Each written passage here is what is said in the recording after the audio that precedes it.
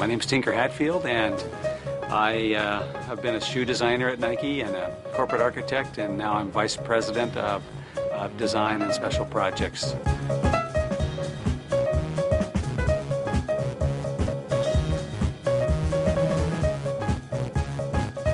I was originally hired at Nike in 1981 as the corporate architect, and so my first 4.5 years at Nike were spent mostly designing office spaces and showrooms and stores, and I was convinced that architecture was the profession for me because it is probably one of the best examples of the combination of kind of art and science and sort of, I think, cultural experience. When I was asked to start designing shoes, and it was actually a request by someone here at Nike, I jumped at the chance because I realized for the environment I was in and for the future that designing shoes was where the real action was.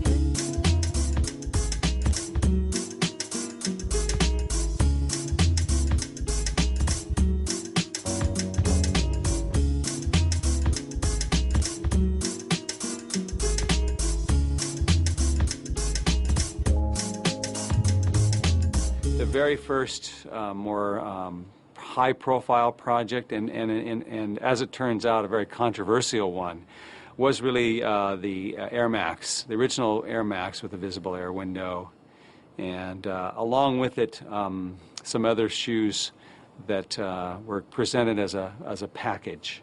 As I often say, when you sit down to design something, it can be anything. It can be a car, a toaster, a house, a tall building, or a shoe. What you draw or what you design is really a culmination of everything that you've seen and done in your life previous to that point.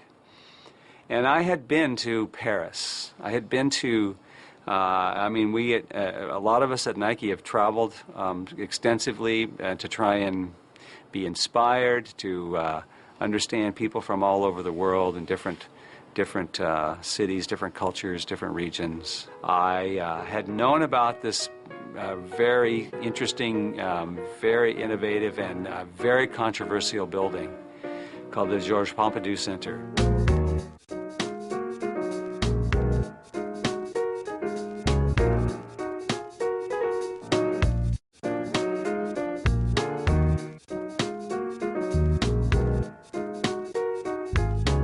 It was one of my must-sees when I was in Paris. I had to go, and coming into the plaza, surrounding the center, and then just to see the stark contrast between the traditional French style of mansard roofs and small windows and sort of row housing, if you will, and then to see this large, almost machine-like building sort of spilling its guts out into the world. In other words, you could just see everything. You could see the escalators and the heating and air conditioning. You could see the levels of the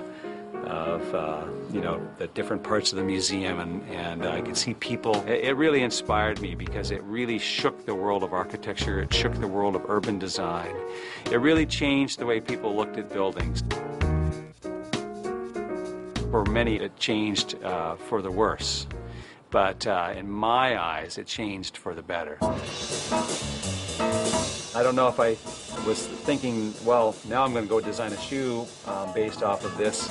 I don't think I was thinking that way. I just remember being really super influenced by it and having my architectural senses sort of turned upside down.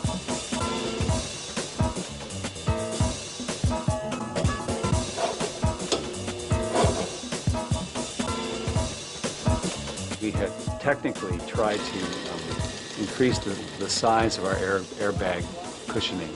So the encapsulated airbags that we were using for, especially in the heel cushioning, were a little bit smaller. They were encased inside all of this polyurethane, and you couldn't see it. And really, most people didn't understand what air was. We have finally designed a bag that puts the largest amount of air into the shoes for cushioning But we've also widened the bag so that we're not sacrificing stability at all. Well, that's great, but how are we going to fit an air sole this wide into our midsoles?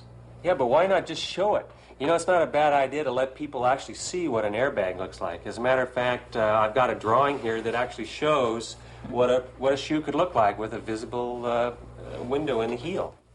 I'm fully convinced that had I not seen the building, I might not have suggested that we actually expose this airbag and make it visual and actually let people see inside the shoe.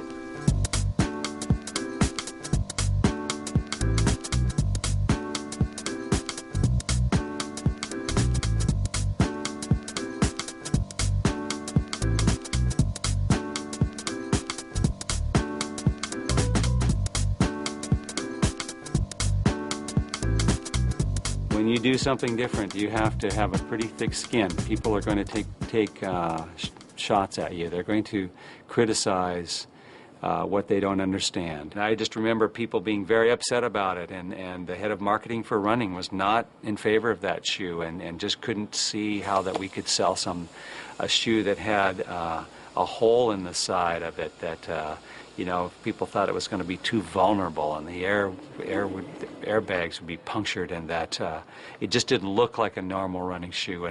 And even the color of the shoe, which would had this bright red sort of rand or this stripe all the way around the bottom, just above the midsole. If you go to the back to the Pompidou Center, not only did Piano and his team expose all of the inside of the structure and the mechanical systems, but he painted everything in bright colors because he wanted those things to be visible from a distance, and that to be striking and to maybe shake people up even a little bit more. And I think that's what happened with the Air Max too. I really wanted to just push it as far as I could possibly push it without being fired.